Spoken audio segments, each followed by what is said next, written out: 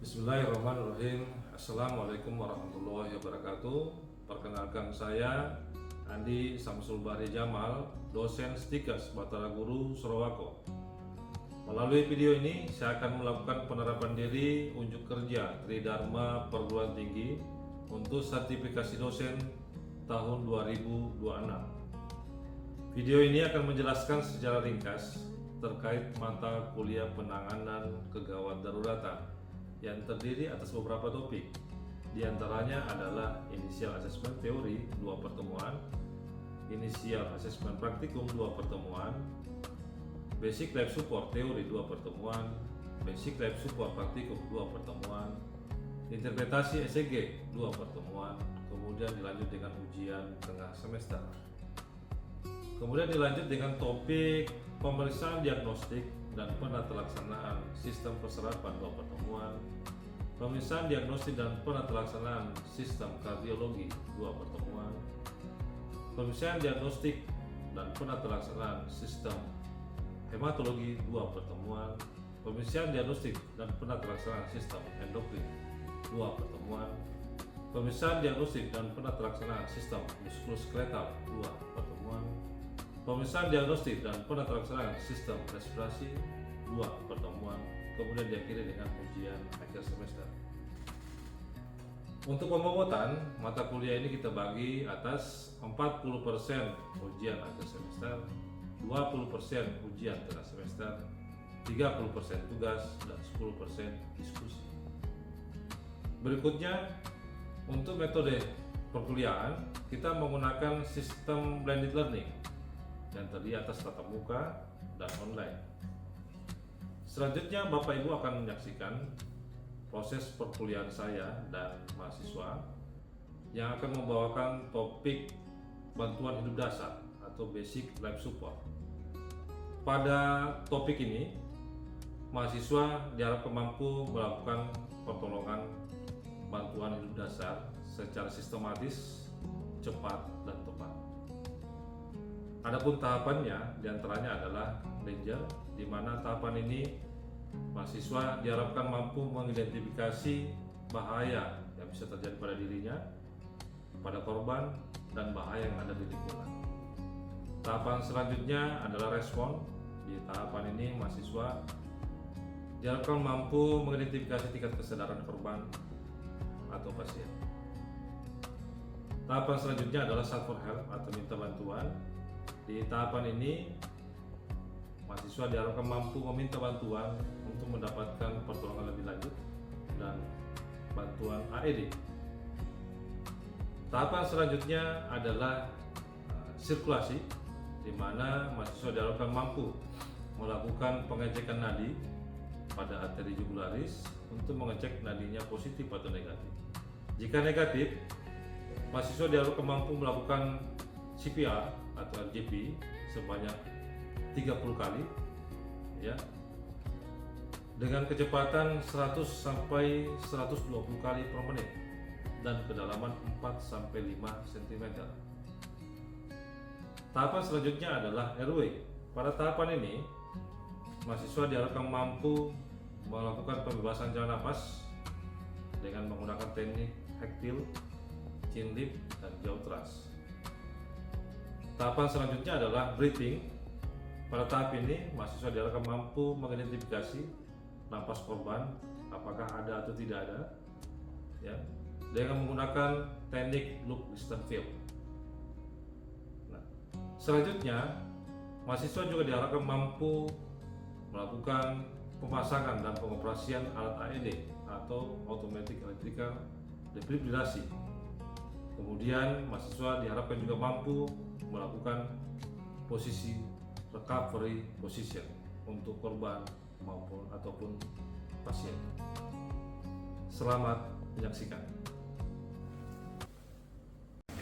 Baik, Assalamualaikum warahmatullahi wabarakatuh. Selamat pagi adik-adik sekalian.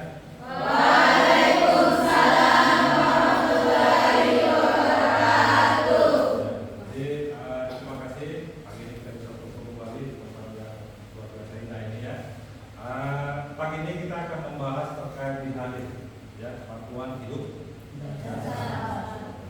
Nah, Namun sebelum kita mulai materi ini, alangkah baiknya kita akan berdoa dulu, ya, berdoa dulu. Mari kita berdoa sesuai dengan agama dan kepercayaan kita masing-masing. Berdoa mulai.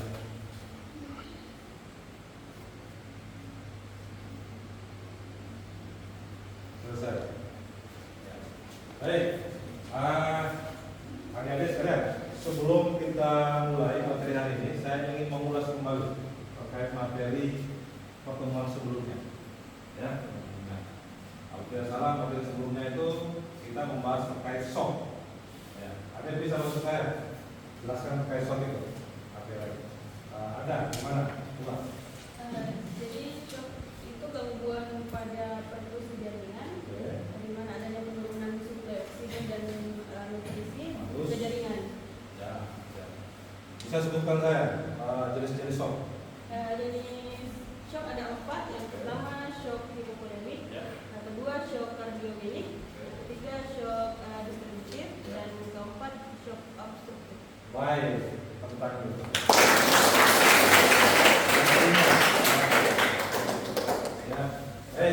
Nah itu tadi terkait shock. Nah kadang-kadang ketika shock yang dialami seseorang itu tidak tertangani dengan baik atau dengan cepat, maka bisa menimbulkan yang namanya cardiac arrest atau henti jantung. Nah kalau henti jantung, maka perlu kita segera memberikan treatment atau pertolongan. Nah, tindakannya sudah disebutkan dengan nama DHD, bantuan hidup atau yang disebut dengan BLS, sama saja. BLS tidak ada basic life support, sama saja. DHD BLS. Nah saat ini kita menggunakan guidance dari AHA. AHA itu adalah sebuah organisasi yang menguasai kegiatan-kegiatan seperti ini. AHA itu adalah pemerintah asosiasi. Ya, yang terbaru yang dikeluarkan itu AHA terkait dengan dia adalah AHA tahun 2025. Ya, ada beberapa perubahan di sana. Salah satu perubahannya adalah tidak ada lagi perbedaan antara penanganan yang dibuat kedua atau hospital cardiac arrest dengan ICA, intrahospital cardiac arrest. Sekarang digabung. Ya, jadi sama antara penanganan di OSA sama di. Perbedaannya ada di integrated tadi, penanganan yang lebih advance. Ya, baik. Ini tujuan pembelajaran kita ya, tujuan pembelajaran kita. Jadi setelah sesi pembelajaran ini, peserta mampu mempraktekkan tindakan kardiopulmonaritas, ya, CPR, kardiopulmonari resusitasi, atau biasa juga disebut dengan RJP, resusitasi jantung paru. Ya. Nah ini pembelajaran khususnya ya, tujuannya. Nanti diharapkan adik-adik nanti mampu menjelaskan terkait definisi RJP. Yang kedua, mampu menjelaskan indikasi RJP. Apa dibutuhkan RJP? Ya. Yang ketiga, tahapan-tahapan RJP. Tahapan di sini nanti akan terbagi atas diam, respon, subvokal, sirkulasi, aerobic dan evaluasi. Yang akan ada evaluasi ini kita akan lakukan setiap 2 menit atau setiap 5 siklus. Ya. Nah ini mengapa perlu kita mendapatkan materi-materi pilihan? Ya. Yang pertama itu adalah kenapa? Karena di Indonesia ini banyak sekali penyakit jantung. Kasus jantung itu cukup banyak. Bahkan menjadi pembunuh nomor 1 Indonesia. 75% kematian mendadak itu disebabkan oleh penyakit jantung. Ya, mungkin ada yang sering dengar ya, oh si A lagi makan tiba-tiba tidak sadarkan diri dibawa ke rumah sakit dinyatakan kemungkinan besar adalah jantung. Oh si B lagi tidur pagi-pagi bangun sudah keras, itu kemungkinan besar adalah jantung. Ya.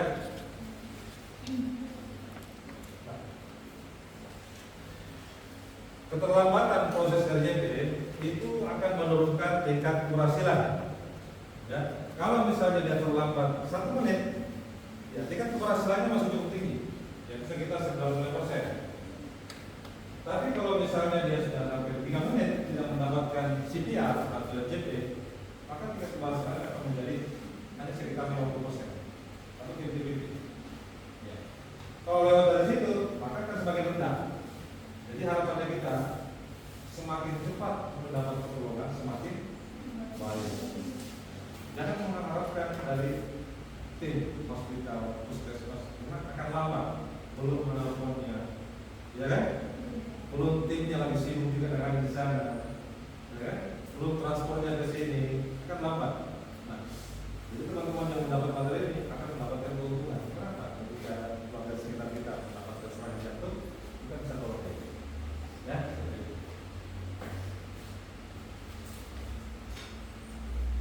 Nah, ini rantai kelangsungan hidup atau chain of survival, ya. Jadi terbagi atas beberapa item atau tahapan. Yang pertama adalah early access.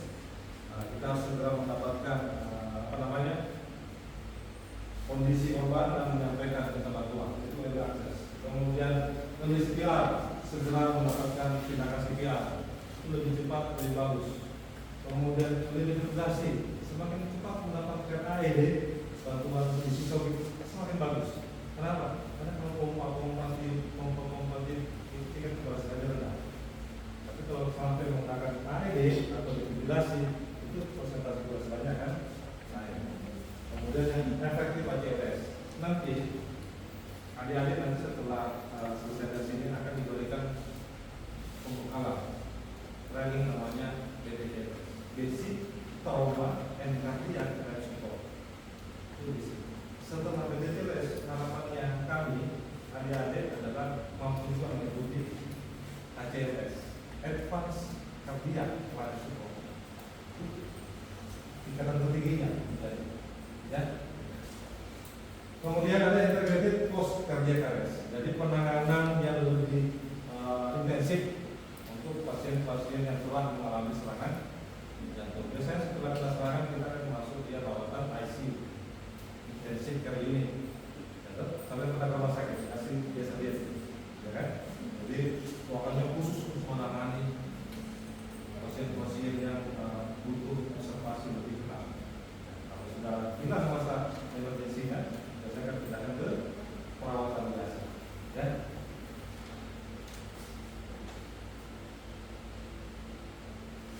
Nah, ini adalah untuk pengguna kawan-kawan, ya, mengapa? DRSJAB, DRSJAB, ya, sudah diingat ini. Jadi apa itu D?